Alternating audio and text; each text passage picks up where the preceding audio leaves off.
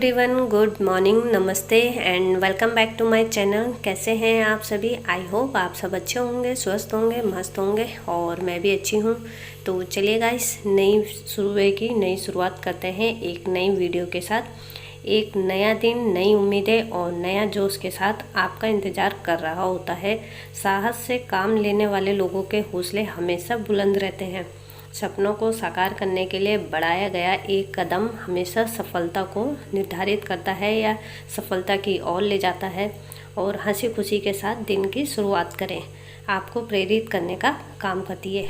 तो चलिए इसी पॉजिटिव वाइब्स के साथ आज की नई वीडियो स्टार्ट करते हैं। मॉर्निंग के 6 बज गए हैं और फटाफट से मैंने सबसे पहले आटा मल दिया है।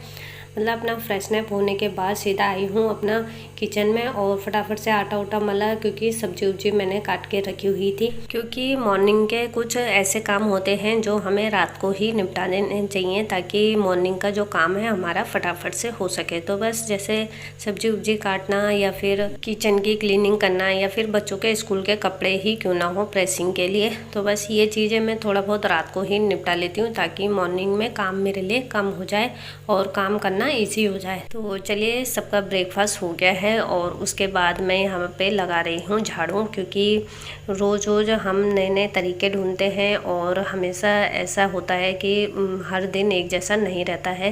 तो बस किसी टाइम जैसा हमको लगता है उसी तरीके से हमारे रूटीन भी चेंज होते रहते हैं, क्योंकि घर के काम ऐसे होते हैं ना कि हमें ये डेली करने पड़ते हैं।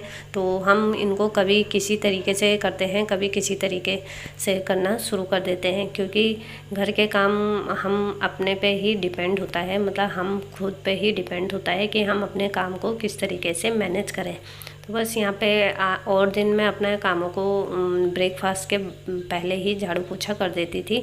तो बस आज मैंने अपना जो रूटीन है वो थोड़ा चेंज किया है। सबसे पहले हमने ब्रेकफास्ट कर लिया है सबने और उसके बाद ही मैं अपने घर में झाड़ू लगा रही हूँ, क्योंकि जो मुझे लगता है कि जिस काम को करने से हमारा काम मॉर्निंग का ईजी हो जाएगा उसको मैं फॉलो करना स्टार्ट कर देती हूँ। तो बस और दिन के मुकाबले आज का मेरा रूटीन चेंज हो गया है।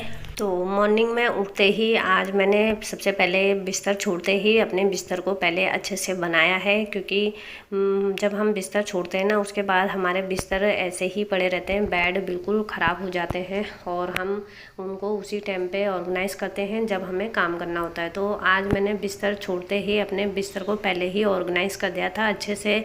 उसके बाद ही मैंने ब्रेकफास्ट बनाया और सबको ब्रेकफास्ट करवाया, ताकि जिस टाइम मैं झाड़ू लगाऊँ तो सीधा सिर्फ मेरा फोकस झाड़ू पे रहेगा, ताकि मैं फटाफट से झाड़ू लगा लूँगी। और जो कमरे में मतलब रूम में हमारे सामान बिखरे रहते हैं, सामान इधर उधर फैले रहते हैं, उनको अच्छे से ऑर्गेनाइज करूँगी, क्योंकि मॉर्निंग के टाइम इतना काम होता है ना हमारे पास। छोटे मोटे तो सबसे ज़्यादा काम होते हैं जिनमें हमारा सबसे ज़्यादा समय खर्च होता है। तो इसलिए मॉर्निंग में जितना हो सके हमको जल्दी उठने की भी आदत बनानी चाहिए और अपने कामों को अच्छे से मैनेज करना भी आना चाहिए, ताकि हमारे काम फटाफट से हो सके और हमारे लिए थोड़ा सा टाइम भी निकल सके। तो बस इसी वजह से मैंने आज अपने काम को थोड़ा सा मतलब चेंज किया है, जिस वजह से मेरे लिए आज थोड़ा सा टाइम भी निकल गया। और अपने लिए टाइम निकालने के बाद जो हमारे थोड़े टाइम रहते हैं उसमें हम अपने अदरवाइज़ कुछ भी काम कर सकते हैं। जैसे आज गेहूँ मेरे ख़त्म हो गए हैं, मतलब आटा ख़त्म हो गया था, तो बस मैंने फटाफट से आटा निकाल के छत में सुखाने डालूँगी। तो उससे पहले मैंने सोचा पहले अपना जो काम है उसको फटाफट से निपटा लूँगी। अपना झाड़ू तो मैंने क्लीन कर दिया है, झाड़ू कंप्लीट कर दिया है। उसके बाद सीधा किचन में आई हूँ, तो बस किचन को अच्छे से साफ़ करूँगी पहले।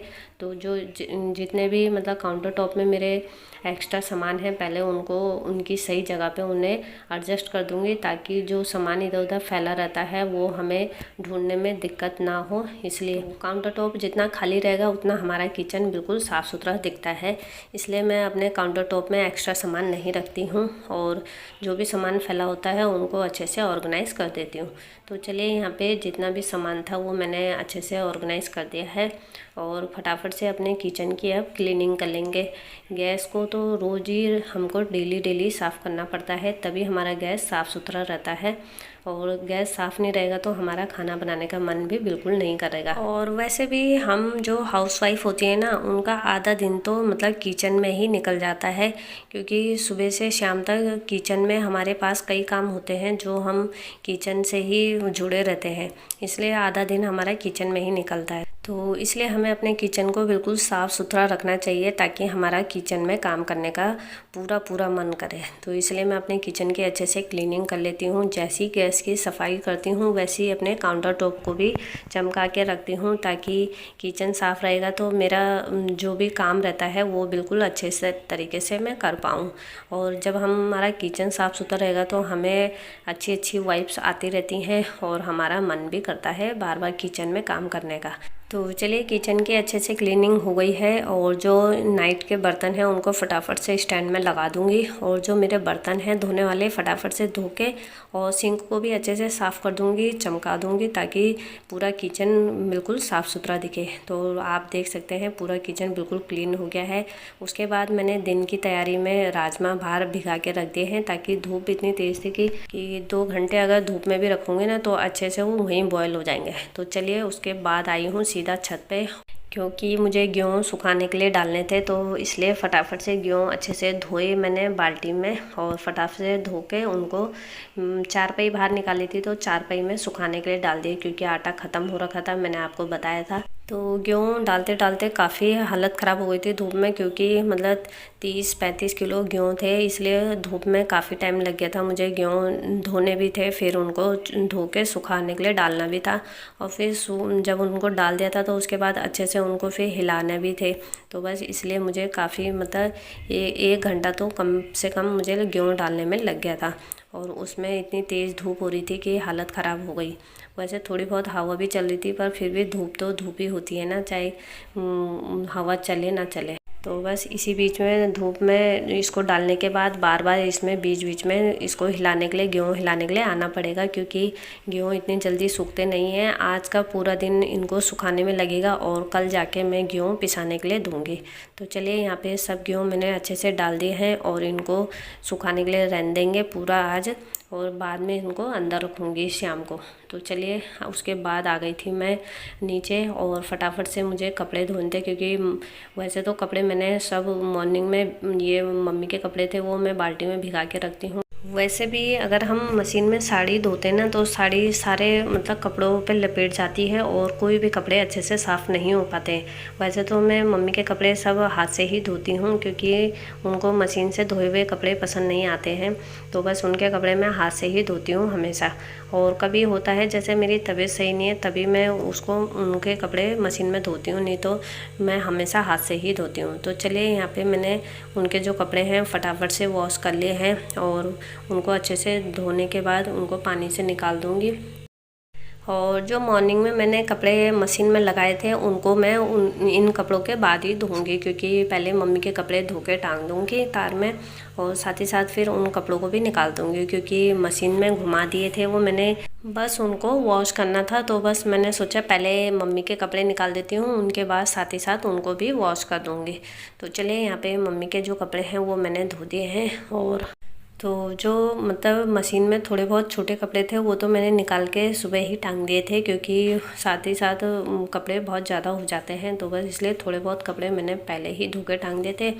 और जो थोड़े बहुत बचे थे वो जब मैंने अभी मम्मी के कपड़े निकाले हैं तो मैं उनके साथ उनको भी अच्छे से धो दूँगी, क्योंकि उसमें सिर्फ जो मम्मी की शॉल थी, कम्बल वाली शॉल, वो रह गई थी, तो बस इसको अच्छे से धो के तब निकालना था। तो इसलिए मैंने थोड़ी देर इसको मशीन में ही निकाला, क्योंकि शॉल भारी होती है, तो बस इसको पहले अच्छे से मशीन में धो धा के निकाल दिया है, और बाकी इसको हाथ से धो के निकाल के और टांग दूँगी बाहर। तो जैसे ही कपड़े धुल जाएंगे उसके बाद सीधा अपना बाथरूम भी अच्छे से क्लीन कर दूंगी, क्योंकि बाथरूम भी ऐसे नहीं छोड़ सकते हैं, और अगर ऐसे छोड़ दिया तो फिर हमको मतलब अभी नहाने धोने में भी दिक्कत हो जाती है। इसलिए जैसे ही कपड़े धुलते हैं उसके बाद हमको नहाना धोना होता है, तो इसलिए फटाफट से अपने बाथरूम को भी अच्छे से साफ़ कर देती हूँ, ताकि जो काम है वो एक साथ ही सब निपट जाए। तो चलिए, यहाँ पे कपड़े मेरे धुल गए हैं और बाथरूम को भी अच्छे से साफ़ कर लेंगे। वैसे तो मैं डेली साफ़ करते हम बाथरूम को, तो बस आज वाइपर से मैंने अच्छे से क्लीन कर दिया है। और साफ़ करने के बाद जो बाथरूम के बर्तन होते हैं उनको भी अच्छे से धो के रख देती हूँ, ताकि वो थोड़ी देर बाद सूख जाए। और बाथरूम में वाइपर मार दो तो वाइपर से ये होता है कि पानी जितना भी बाथरूम में है वो सब सूख जाएगा। तो चलिए, बाथरूम भी मैंने अच्छे से धो दिया है और फटाफट से सब कपड़े टांग दूंगी तार में। अगर हम मॉर्निंग में जल्दी कपड़े धो देते हैं टाइम से, तो हमारे कपड़े टाइम से सूख भी जाते हैं और उनको अच्छे से तय लगा के हम बेड में रख सकते हैं। और अगर कपड़े हम टाइम से नहीं धोएंगे तो हमारे कपड़े सूखने मुश्किल हो जाते हैं। इसलिए मैं टाइम से सुबह मॉर्निंग में जल्दी कपड़े धो देती हूँ, ताकि कपड़े सूख के तय लगा के हम उनको बेड में रख सकें। तो चलिए, यहाँ पे सब कपड़े मैंने धो के टांग दिए हैं तार में। और घर के काम देखा जाए एक एंगल से तो ये कभी ख़त्म ना होने वाले काम हैं घर के, क्योंकि ये काम हमारे डेली बेस वाले काम हैं जो हमें डेली ही करने पड़ते हैं। तो बस इन कामों में लगे रहते हैं, जिस वजह से हमारा मतलब टाइम भी कटता रहता है और हम अपने घर को अच्छे से ऑर्गेनाइज भी और साफ़ करके भी रखते हैं।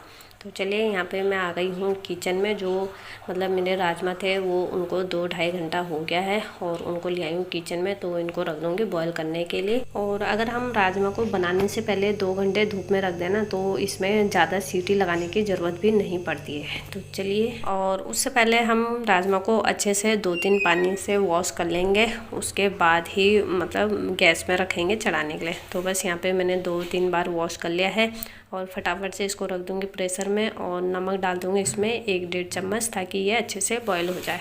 तो चलिए गाइस, यहीं पे आज की वीडियो एंड करूँगी। और अगर आपको मेरी वीडियो थोड़ी सी भी पसंद आए तो लाइक, शेयर और सब्सक्राइब करना बिल्कुल ना भूलें। मिलते हैं नेक्स्ट वीडियो के साथ, तब तक के लिए बाय बाय, टेक केयर।